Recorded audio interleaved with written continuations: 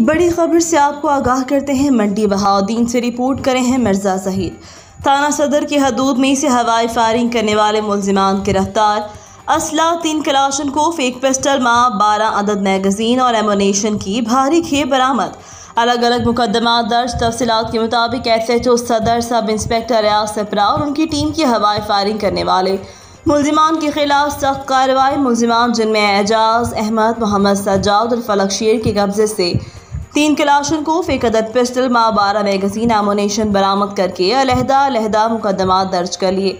अवामी हल्कों का कहना कि जिस तरह सदर के SHO रियाज सिपरा ने बर वक्त कार्रवाई की, अगर इसी तरह पुलिस बर वक्त कार्रवाई करे तो क्राइम कंट्रोल करना मुश्किल काम नहीं। थाना सदर की इस कार्रवाई पर अवाम ने DPO मंडी बहाउद्दीन साजिद हुसैन खोखर, SHO थाना सदर रियाज सिपरा की कारकर्दगी पर ज़बरदस्त अंदाज में खराज तहसीन पेश किया। मज़ीद खबरों से बाखबर रहने के लिए विजिट करें rednews.pk।